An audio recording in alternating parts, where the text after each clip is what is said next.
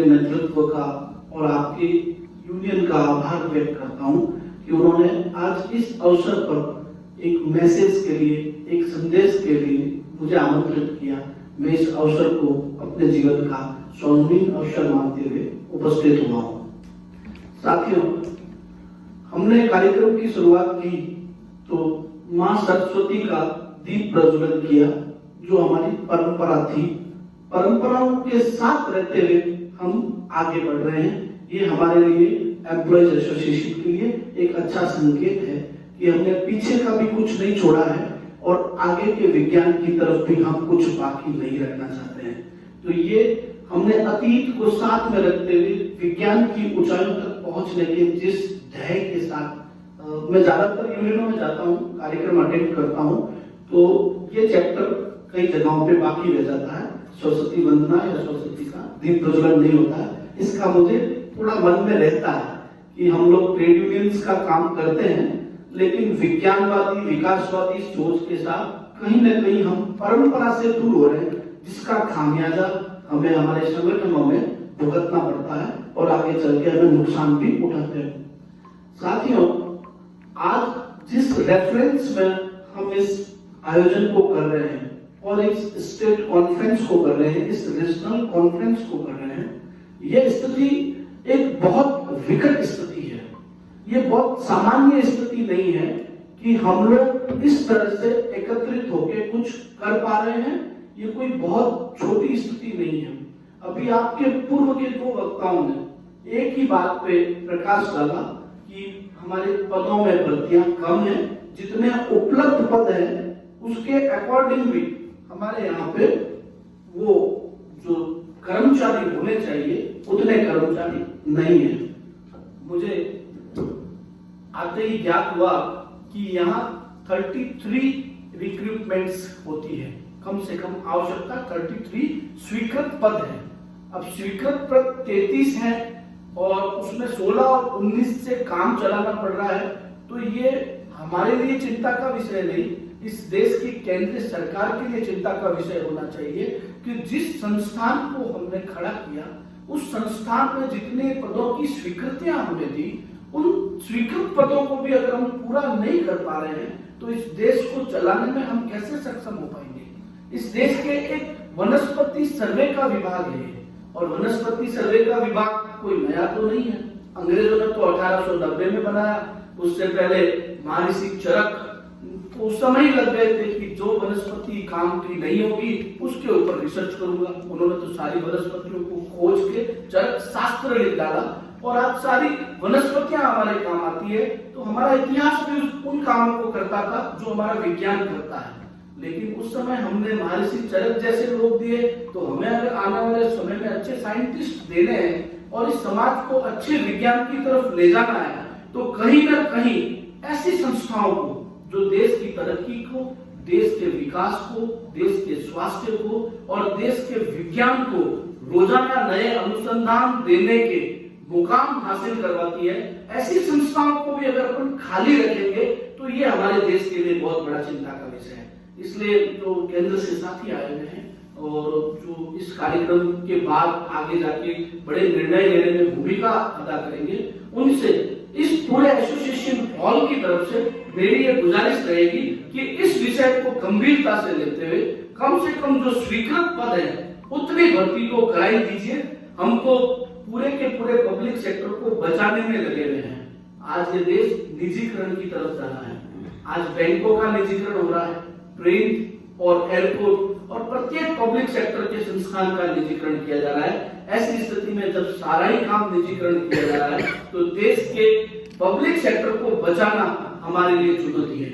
ऐसी स्थिति में इस डिपार्टमेंट को, जहां पे पूरे स्टेट में, पूरे भारत में भी जिसकी पूरी शाखाएं नहीं है, रीजनल लेवल पे काम हो रहा है, दो राज्य मिला के एक रीजन बना के काम किया जा रहा है, ऐसे संस्थान में भी अगर कर्मचारियों की कमी है तो ये गंभीर विषय है। हम विश्व गुरु होने की बात करते हैं, हम अंतरराष्ट्रीय स्तर पर दुनिया में परचम फहराने की बात करते हैं, जबकि एक जो विभाग 1890 से चल रहा है उस विभाग की हम राज्य इकाइयां, जिला इकाइयां, स्टेट तहसील इकाइयां तो दूर, अभी रीजनल इकाइयां तक अटके हुए हैं और उनमें भी पद पूरे नहीं है, ये बहुत इस देश के लिए और हमारे लिए, इस लोकतंत्र के लिए शर्मनाक बात है। साथियों, मैं उन तमाम संगठनों में काम करता हूं जो किसी न किसी रूप में देश की आर्थिक गतिविधियों से जुड़े हुए हैं।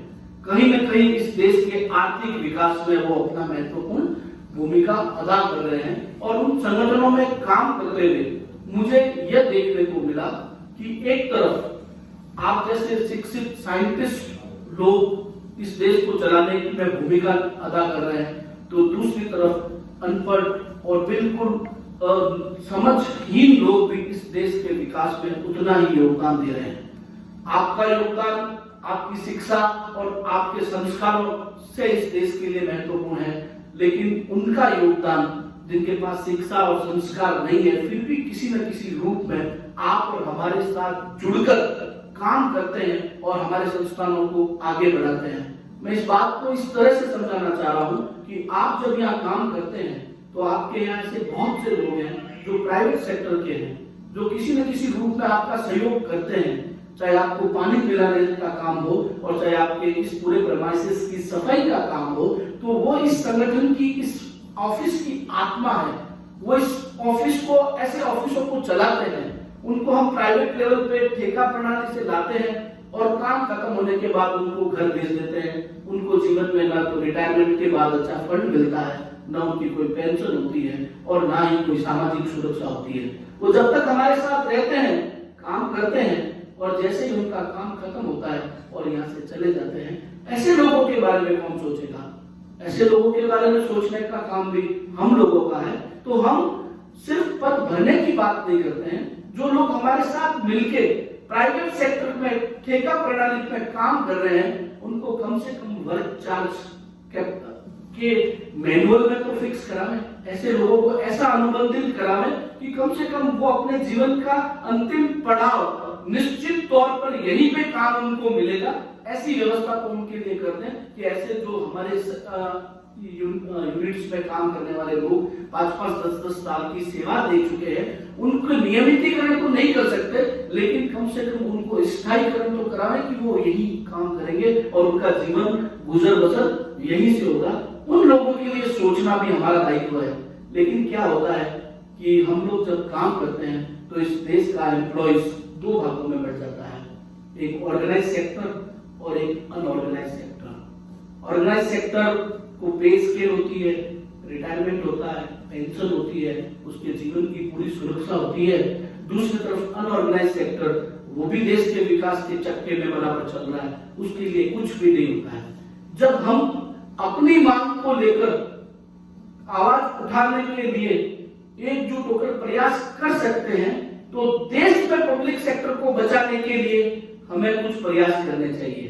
अब कैसे करेंगे ये प्रयास? उस मैसेज को मैं आप लोगों तक पहुंचाने के लिए आया हूं। आप पब्लिक सेक्टर के लोग हैं, आपका जीवन सुरक्षित है और आपका भविष्य सुरक्षित रहेगा, ये सब जानते हैं, आपके घर वाले भी जानते हैं और आपकी पीढ़ियां भी जानती है। लेकिन इस देश का भविष्य सुरक्षित रखने के लिए, इस समाज का भविष्य सुरक्षित रखने के लिए, आने वाली पीढ़ियों का भविष्य सुरक्षित रखने के लिए हमें ऐसे लोगों को विधानसभाओं में और लोकसभाओं में भेजना पड़ेगा जो आने वाले समय में पब्लिक सेक्टर को बचाने की बात करे, इस देश को अंबानी और अडानी को बेचने की बात नहीं करे। मुझे दुख होता है इस देश के राष्ट्रीय नेतृत्व पर, मुझे दुख होता है इस देश के अलग अलग प्रांतों के नेतृत्व पर, जो आए दिन पब्लिक सेक्टर को खत्म करके प्राइवेट सेक्टर को लाने में एकजुटता से प्रयास कर रहे हैं और इस देश की जो शक्ति है, जो संसाधन है, उसको निजी हाथों में बेचने का प्रयास कर रहे हैं। घर में बूढ़े लोग होते हैं, वो कहते हैं जो कमाएगा वो रहेगा, जो नहीं मेहनत करेगा वो चला जाएगा। मैं कहता हूँ ये घर में बूढ़े माँ बाप होते हैं, वो कमा के नहीं देते हैं, उनके पालने की जिम्मेदारी है ना हमारी, हम पालते हैं। एक बच्चा पैदा हुआ है, 25 साल तक नौकरी नहीं करता है, उसको पाल पोस के हम बड़ा करते हैं ना। तो एक राज्य का भी दायित्व है कि अगर कोई विभाग कमाई करके नहीं दे रहा है, अगर कोई विभाग आपको अर्निंग नहीं दे रहा है, तो उसको बेचने की जरूरत नहीं है। उस विभाग की आवश्यकता है, कहीं ना कहीं उसकी भूमिका है। सेना कमा के नहीं देती लेकिन सुरक्षा करती है, उसमें स्थायीकरण होना चाहिए, अग्निवीर नहीं चाहिए हमें सेना स्थायी चाहिए, क्योंकि वो देश की सीमाओं को रोकती है।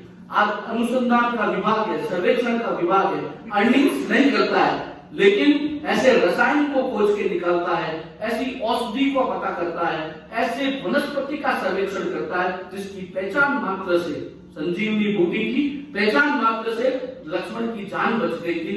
कहीं ना कहीं वो ऋषि मुनि उनको मिले जब ये कार्य संभव हो पाया ना। तो ऐसी चीजों को बचाने के लिए बजट होने की जरूरत है और हमारे पास एक बहुत बड़ा देश में ऐसे लोगों की जरूरत है, ऐसे संगठनों की जरूरत है, ऐसे पॉलिटिकल पार्टियों की जरूरत है जो ऐसी सोच रखती हो कि पब्लिक सेक्टर बढ़े, क्योंकि उसी में हमारी माता निवास करती है, उसी में हमारे देश के वृद्ध निवास करते हैं, वही हमारा परिवार है। पब्लिक सेक्टर को खत्म करके आप देखते हैं कि इस देश को पूंजीवाद को एक विकल्प के रूप में स्थापित कर देंगे, तो मुझे नहीं लगता कि इस देश में पूंजीवाद कभी विकल्प बन सकता है। यह देश उन लोगों का है जहां एक कमाता है और 5 खाते हैं, एक कमाता है 10 खाते हैं। ये केवल ऐसा कभी नहीं सोच सकते आप कि जो कमाएगा और वही इस देश में काम करेगा, उसी को तनख्वाह मिलेगी, उन लोगों को भी पेमेंट्स मिलेगी, जो इस देश, उन विभागों को भी चलाना पड़ेगा जो इस देश की धरोहर को, इस देश के स्वास्थ्य को, इस देश की रक्षा को बचा कर रख रहे हैं। तो ये बहुत से विषय हैं। आपका राष्ट्रीय कॉन्फ्रेंस होगा, नेशनल कॉन्फ्रेंस में इन सब्जेक्ट पर सेंट्रल लीडर्स आएंगे और इन विषयों पे चर्चा होगी। और आप लोग जब सेंट्रल कॉन्फ्रेंस अटेंड करके आओगे तो आप लोग अपने आप को बहुत एलिफेंट की तरह महसूस करोगे कि हम बहुत कुछ लेकर आए हैं, बहुत कुछ हम अपने अंदर समायोजित करके आए हैं। लेकिन आने के बाद अपनी सामाजिक परिस्थितियों में, अपने पारिवारिक परिस्थितियों में और उसी परिवेश में वापस वैसे ही हो जाओगे और जाति, धर्म, भाषा और क्षेत्र के मुद्दों को ध्यान में रखते हुए आम चुनावों में आप मतदान करोगे। आप जिस चुनाव में, जिस लोकतांत्रिक चुनाव में आप जाति, भाषा, क्षेत्र और धर्म को छोड़कर अपने आर्थिक विषयों को ध्यान में रखते हुए पॉलिटिकल पार्टियों का चयन करेंगे, तो ऐसी यूनियनें, ऐसी मीटिंगें आने वाले समय में सफलता की ऊंचाइयों पे पहुंचेगी। नहीं तो हम जो बात इस मंच पे कर रहे हैं वो बात विधानसभा में नहीं पहुंचेगी, वो बात लोकसभा में नहीं पहुंचेगी, क्योंकि वहां जब हम बात करते हैं तो हम धर्म, जाति और भाषा और क्षेत्र के नाम वोट डाल के आ जाते हैं। हम ये नहीं सोचते कि हम जिन लोगों के साथ वोट का सौदा कर रहे हैं वो लोग हमारे देश को बचाने का काम नहीं कर रहे हैं। बहुत सी बातें हैं, मैं ज्यादा समय नहीं लेना चाहूंगा। आप लोगों ने मुझे बुलाया और मैं बहुत संगठनों में जाता आता रहता हूँ, साधारण जीवन व्यतीत करता हूँ, लेकिन आप लोगों ने जो मुझे बुला के जो अवसर दिया है इसके लिए मैं आप लोगों का बहुत ही शुक्रिया अदा करता हूँ कि आपने मुझे इस काबिल समझा कि मैं आऊँ और यहाँ पे 2 शब्द कहूँ। धन्यवाद।